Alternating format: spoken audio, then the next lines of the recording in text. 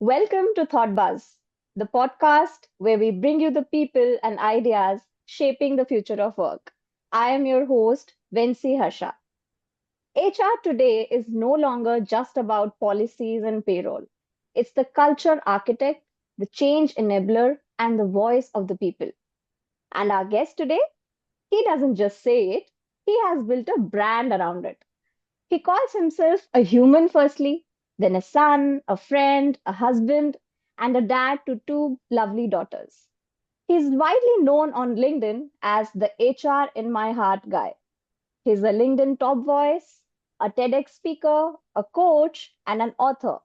But above all, he is someone who has consistently humanized the HR narrative with warmth, clarity, and authenticity. Please join me in welcoming Vikas Dua, a dynamic HR leader at Weber Shandwick. Hi, Vikas. Thanks for joining us today.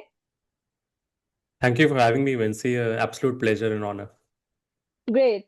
Vikas, let's begin with the identity that so many people associate you with. HR in my heart guy. It's bold, emotional, and unmistakably you. What sparked the idea behind it, and how did it evolve from a phrase into a strong personal brand? Sure, happy to share that. The truth is that I began my content journey during the pandemic. So, in that sense, I'm a product of the pandemic. Had some time on hand and I used it constructively, I guess. And wanted to just share my learnings from the world of HR, having spent about 2 decades plus at that point in the space across different industries. And it occurred to me that the observation I had, the personal experience that I had over the years, over the 2 decades, Vency, was that somewhere all businesses, all HR was getting or becoming more driven by Excel sheets rather than from the heart, rather than people at the core. And that is an honest realization. I had myself been subject to some of those unfortunate interactions. And when I wanted to share my philosophy, my thought process out, uh, it was just natural that I would want to center it around, getting people back into operating from the heart, and especially HR folks who were really supposed to be the heart of the organization. So that's where HR in my heart was born. It was also born from the intent that it's not something that's limited to Vikas Dua, because at that point, if you recall, hashtags used to be something like, Sahil Speaks or Divya's Diatribes.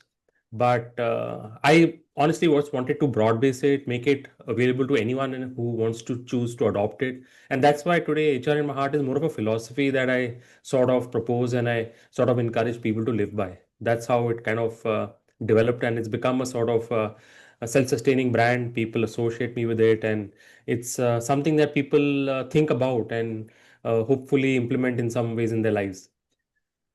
Wow, that's quite powerful. And what I love personally is that your messaging has been very consistent, and that is it has been always deeply human. And that's I think one of the prominent reasons why people relate to this entire concept. Great. Glad you feel so. Vikas. Yeah. Vikas, you were named a LinkedIn top voice, which is a big thing. And that kind of visibility can shift a person's journey in many ways. So how did that recognition shape your message or your mission, and what changed for you after that? Great question. And, I think while I've thought about it a fair bit, I don't think it's really changed me intrinsically as a person myself. But what it has done for sure is the fact that it's opened up opportunities and made my messaging more, I think, accessible to people. The reason I say that is the LinkedIn top voice, the way I see it and the way I know of it, is determined through a very closed, unknown process which no one seems to know, not even people within the LinkedIn fraternity, right? And to that extent, it's not a certification, not a qualification that one can buy or one can apply for. Interestingly, it's not even linked to the number of followers that one has. So if you just happen to pick up any top voice and scan through, let's say 10 or 20 of them, you'll see that their follower count could be as low as 5,000 and it could be as high as 5 million. So there's really no criteria in terms of the followership that you command. But I guess there is an element of sharing a unique voice, sharing high quality content, having a positive intent to further the entire community. And therefore, I think what the blue tick actually shows people when one is posting with that alongside one's name is the fact that this is someone who's been verified to some extent, who's been found to add value to the larger group, and therefore worth listening to. So, the receptivity from other people in terms of just spending a minute or more on my profile or post that I share, I'm sure would have gone up thanks to that recognition, and is something that is honestly very valuable to me because it's only encourages or supports what I've always intended to do is to kind of reach out to a larger group and help make a difference one person at a time, one minor incident at a time. So to that extent, that's the change that the top voice has driven, in my opinion. Oh, wow, that's quite lovely. And Vikas, while I was going through your LinkedIn and I often consume the content that you create. So we have often said that the content is already within you, and that line is something which has stuck with me, and I believe with many other people out there as well. So how do you keep that authenticity alive, especially in a space like LinkedIn where it's so easy to fall into trends or noise? Great question. And it's also been the bedrock of my entire content journey and sharing. Truth is that content really is within us. I'll tell you why. Because ultimately, what you're about to share, what you are sharing on a daily basis, arises from either the knowledge that you have or the experiences that you've gained over the years, right? And to that extent, I've been fortunate, when see now, at the age of 50 years, I've got enough of experience and white hair behind me to back the second part up. As far as the first part comes, the knowledge bit, I ensure that I am always reading. I'm always hungry for picking up some more information, whether that's through books, whether that's through podcasts, whether that's through documentaries. So the pillars that I see as the ones that fuel my content journey, knowledge and experience, are both getting catered to from different parts of my life. On the experience front, for example, working with a very young set of colleagues at Weber Shandwick, working with some senior HR fraternity members in the world of HR who are now I'm connected to on LinkedIn. Spending time, in fact, with my daughters as well, because that's a whole new, different set of experiences. Helps to ensure that there's something that something new that I pick up on daily basis, something that clicks, something that sticks, and by now I think in some sense, when see, I think the brain is attuned to looking for content in a way, or trying to see what of the interaction or what of that knowledge could actually make sense to the community, and therefore putting it forward in a format that does. So that's how it comes. And authenticity remains extremely important, the word that you used. The reason being that you can fool some people sometime, you can fool all the people sometime, but you can't fool all the people all the time. That's the fact of the globe, right? And that's the dictum I have always believed in. So being authentic, being honest, make sure that at least you share what you know and it lands home. That's such a great reminder for creators, professionals, and I think leaders also alike. Great. So now let's shift gears a bit. You are a big advocate of continuous performance conversations, and that's such a relevant theme in today's dynamic work environment. So, what does that actually look like in practice? That's what, we would definitely want to know from you. And how can leaders move away from once a year reviews and make feedback part of their culture that they live by every single day? I must firstly compliment you on your depth of questioning, Vinci, because I think you've really picked out from my entire repertoire very key points that I'm extremely passionate about, or which are truly transformational for me. And performance conversations, monitoring is also an area that I hold very close to my heart. So I'm glad you picked that up. Fact is, again, close to 3 decades of experience now across different industries. I've realized one thing, that this is the stickiest part of the professional world and no one wants to touch. No manager, no reportee. Very rarely do you see this being done authentically with the right intent. And that's unfortunate, right? The reason it also happens is actually deeper. It's not something that people consciously want to do, but it's something that people consciously avoid. As Indians, I feel, and this is a sort of analysis or understanding after having interacted with thousands and thousands of people and having read a fair bit, I realize that Indians by design from childhood are not encouraged to be confrontational. They're supposed to and encouraged to listen to the elders, just nod their heads, bow their heads down, move on, accept whatever the elder or senior is saying. And the same happens at home, the same happens in school. And as one graduates, enters the corporate workplace, it's almost difficult to break out of that mindset. So, one someone is in the workplace, one is again used to just listening, executing orders.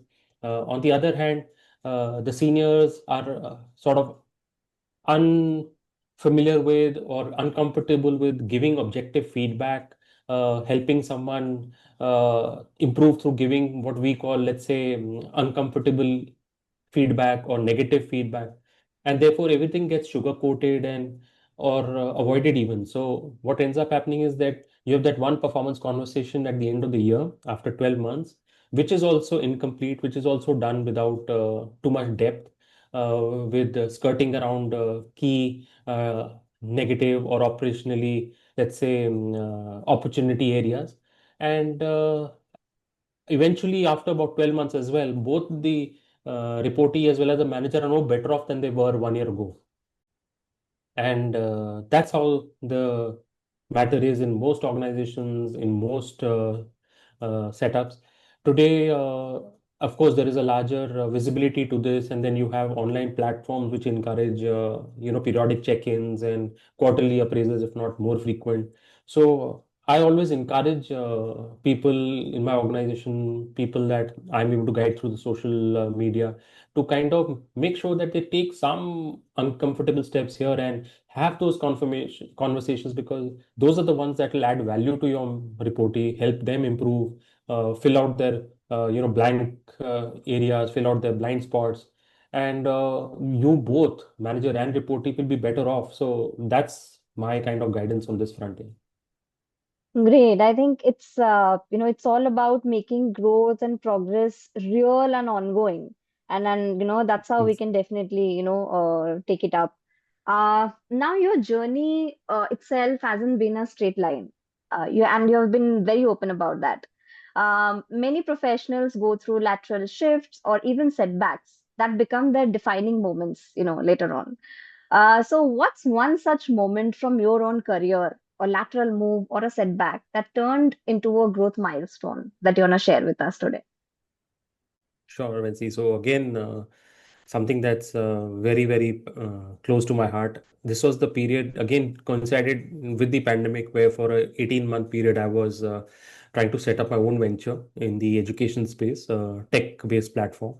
And as it turned out, while of course the venture did not turn out to be successful, and I got back into the corporate space, it was transformational for me in two ways. One, it enabled me to shift industries where prior to the break, I was with the IT BPO space for over 15 years broadly.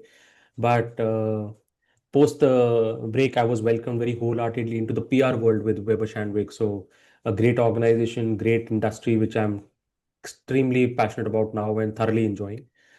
The second piece was that 18-month period was transformational also from the standpoint of equipping me with skills, showing me a lot of the nuts and bolts of running a small business or kickstarting a small business, even though, like I said, it wasn't really successful.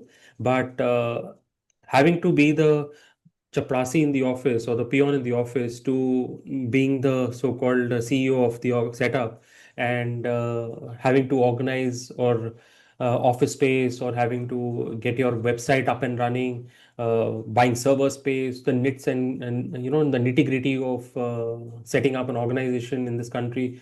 I was exposed to all of this, and that was hugely value adding, I would say, because when you're in a large organization, which is what I'd been for the previous 15 plus years, you always have people to do things, right? You have a problem with your laptop, hey, call up the IT guy.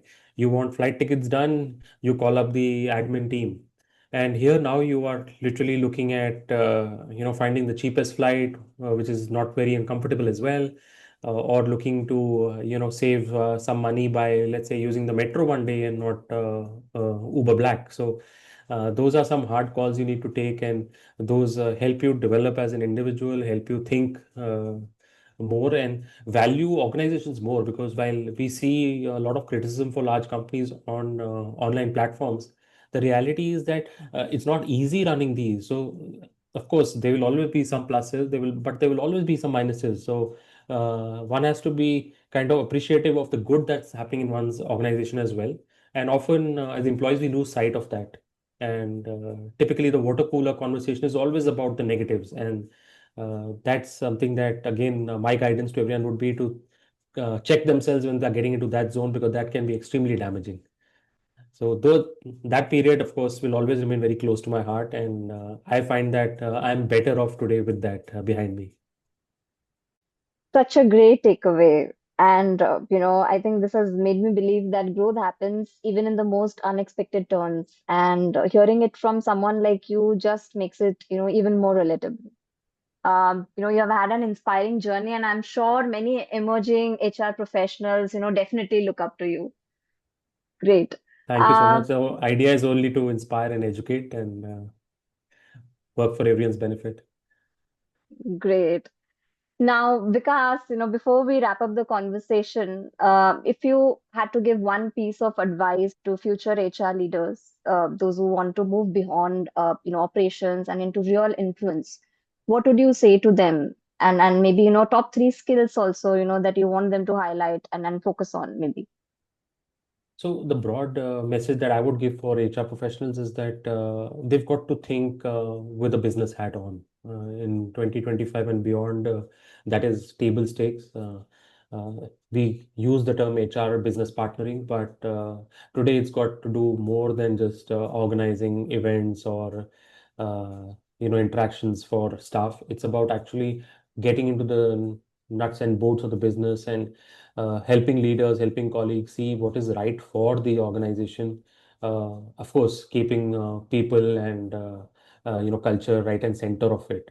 So the skills that I would advocate would be, of course, analytical skills would be broad ranging to the extent of understanding what of AI is, the transformation AI is bringing to our workplaces. Uh, the communication skills always remain top of mind, because that's something that is essential in the world of HR. I feel when you have to be able to communicate effectively, it needn't be polished or it needn't be fancy, but it's got to land and create the intent or the result that you intended. So those are two skills that I would say would be top of mind at this point for me. Great. Thank you so much, Vikas, for bringing your wisdom, honesty, and energy to Thought Buzz today. It's been a privilege listening to your story and ideas. And to everyone tuning in, if Vikas's journey today sparked a thought or made you reflect on your own leadership path, then definitely share this episode with someone who might need to hear it today. Until next time, this is Veincy signing off from Thought Buzz. And thank you so much, Vikas. Thank you for having me, Vinci. It was a pleasure talking to you. Same here, Vikas. Thank you.